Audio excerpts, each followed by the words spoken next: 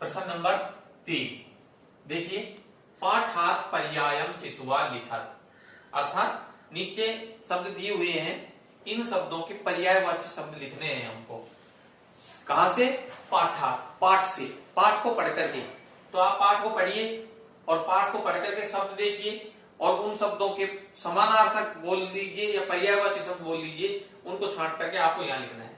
और ये ऐसा ही प्रश्न आगे वाला भी है, इसको निश्चित रूप से आपको पढ़ करके और इससे आपका अभ्यास हो और आपकी जो है ये कल्पना शक्ति का विकास हो। आप देखिए सूर्य, अब सूर्य शब्द जो है इसके कई पर्यायवाची शब्द हमारे पुस्तक के अंदर आए हैं। सहस्त्रांशु, भास्कर, दिनकर, दिवाकर।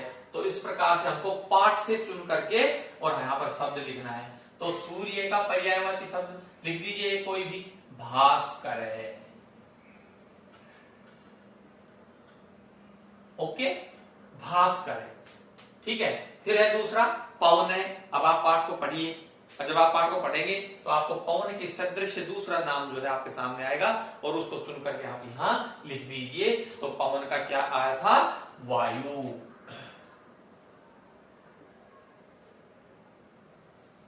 ठीक है, तीसरा है मनुष्य, और पाठ के अंदर मनुष्य शब्द के समान जो है कौन सा आया था वो लिख दीजिए, मनुष्य, मानवा। मनुष्य, मानवा। इसी प्रकार से वाटिका, तो वाटिका शब्द का जो है पर्यायवाची शब्द क्या आया था? उद्यानम। उद्यानम यहां लिख दीजिए। ठीक है, इसी प्रकार से अगला शब्द है प्रभु, और प्रभु का पर्यायवाची शब्द ईश्वर है। ईश्वर है। ठीक है, और अगला है अंशु, तो अंशु का मतलब क्या होता है? किरणें, सूर्य की किरणें, किरणें। ठीक है, देखिए एक बार को पुनः, सूर्य भास्कर है, पवन है वायु, मनुष्य मानवा, वाटिका उद्यानम, प्रभु ईश्वर है, अंशु किरणें। ठीक है, इसी प्रकार से ठीक अगला प्रश्न है प्रश्न नंबर 4, उचित पदई रिक्त स्थानानि पूर्यत, अर्थात नीचे जो पद लिखे हुए हैं उनको रिक्त स्थान पर लिखिए। ये पद जो है आपको पाठ के अंदर जो है एक पद्यांश ले लिया, उस पद्यांश के कुछ शब्दों को अलग से छांट दिया, उन पदों के स्थान पर रिक्त स्थान बना दिया और रिक्त स्थान को भरने के लिए वो हमें दे दिया, यहाँ पर दिया गया है। तो हमको पढ़ करके उस पाठ के अंदर आए पद्यांश को ठीक से पढ़ करके और कौन से रिक्त स्थान में कौन सा सही पद आएगा उसकी पूर्ति हमको करनी है, और इस प्रकार से हमारा वाक्य रचना कौशल जो है वो विकसित होता है। तो आप देखिए इसके अंदर पद दिए हुए हैं, कौन कौन सा है? पठित्वा, स्नात्वा, प्रणम्य, आदाय, गत्वा, नत्वा। ठीक है, तो हमारा नीचे यहाँ एक पद्यांश दिया हुआ है, इन शब्दों को इधर यहाँ पर जो है रिक्त स्थान में भरना है। ये रिक्त स्थान दिए हुए हैं यहाँ पर, इनमें इनको भर करके और इस पद को पूरा करना है। तो देखिए आप पुस्तक को पढ़िए, ध्यान से पढ़ करके और इनकी पूर्ति कीजिए। देखिए बहुत सामान्य सा है, कहता है अहम रिक्त स्थान देवालयम गमिष्यामि, तत्र ईश्वरम, फिर रिक्त स्थान दिया हुआ है, गृहम रिक्त स्थान, प्रातः रासम करिष्यामि, ततः पुस्तकानि रिक्त स्थान, विद्यालयम गमिष्यामि। फिर कहता है विद्यालय स्व शिक्षकम रिक्त स्थान, तस्मात् संस्कृतम रिक्त स्थान, गृहम आगमिष्यामि। अब हमको इन पदों में से जो उचित पद है वो छांट करके यहाँ रिक्त स्थान में भरना है। तो देखिए अहम विद्यालयम क्या आ जाएगा? स्नात्वा, नहाकर, मैं विद्यालय में, मैं नहाकर देवालयम गमिष्यामि, जाऊंगा। तो यहाँ पर क्या आ जाएगा? स्नात्वा, स्नात्वा। ठीक है, मैं नहाकर मंदिर में जाऊंगा। तत्र ईश्वरम रिक्त स्थान, क्या आ जाएगा? दूसरे रिक्त स्थान के अंदर आ जाएगा प्रणम्य, ये आ जाएगा प्रणम्य। वहां पर तत्र ईश्वरम प्रणम्य,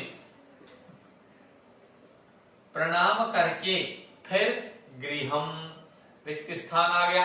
अगला प्रणम्य, फिर अगला रिक्त स्थान आ गया गत्वा, प्रणम्य गृहम गत्वा, जा करके।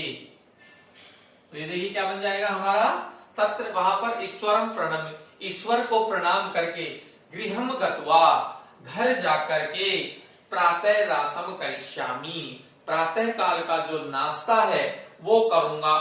ततः उसके बाद में पुस्तकानी, ठीक है, क्या आ जाएगा, पुस्तकानी आदाय, अगला पद क्या है, आदाय, ये पद आदाय लेकर के, तत्र ततः पुस्तकानी, पुस्तकों को लेकर के, विद्यालयम गमिष्यामि, विद्यालय में जाऊंगा, ठीक है। फिर कहता है विद्यालय स्व शिक्षकम, और फिर आ गया रिक्त स्थान, और यहां पर हमको रिक्त स्थान को भर देना है नत्वा। नत्वा का मतलब होता है नमस्कार करके या प्रणाम करके। तो कहता है कि विद्यालय में स्व शिक्षकम, अपने शिक्षक को नत्वा, नमस्कार करके, तस्मात् संस्कृतम, उनसे जो है संस्कृत को मैं क्या करूंगा, फिर पठित्वा, क्या बच गया, पठित्वा, संस्कृत को पढ़ूंगा, पठित्वा गृहम आगमिष्यामि, और संस्कृत पढ़ करके मैं घर आ जाऊंगा, ठीक है। एक बार इसको पुनः देख लीजिए, अहम स्नात्वा देवालयम गमिष्यामि, तत्र ईश्वरम प्रणम्य गृहम गत्वा प्रातः रासम करिष्यामि, ततः पुस्तकानि आदाय विद्यालयम गमिष्यामि, ठीक है। फिर कहता है कि विद्यालय स्व शिक्षकम नत्वा, तस्मात् संस्कृतम पठित्वा गृहम आगमिष्यामि, और वापस मैं घर आ जाऊंगा, ठीक है। अगला प्रश्न,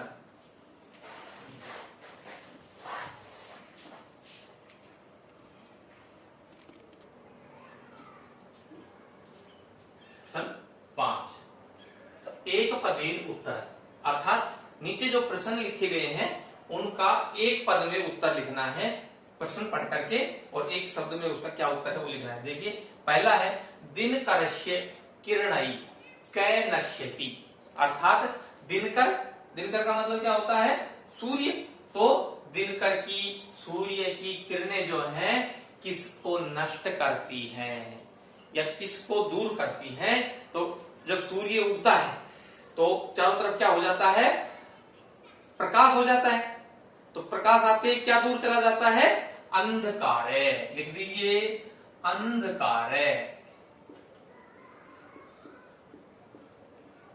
तो ये हो जाएगा दिनकरस्य किरणै कै नश्यति अंधकार, सूर्य की किरणें अंधकार को दूर करती हैं। अगला प्रश्न है केशाम शाखासु पुष्पाणि विकसंती, केशा किनकी शाखाओं पर फूल खिलते हैं। तो फूल कहां लगते हैं, तो तरुणाम, पौधों पर, पेड़ों पर, तरुणाम, लिख लीजिए तरुणाम, शाखासु पुष्पाणि विकसंती, अतः जो है क्या उत्तर हो गया एक पद में, तरुणाम। फिर है भक्ता कै स्मरंती, भक्त लोग जो होते हैं वो किसका स्मरण करते हैं।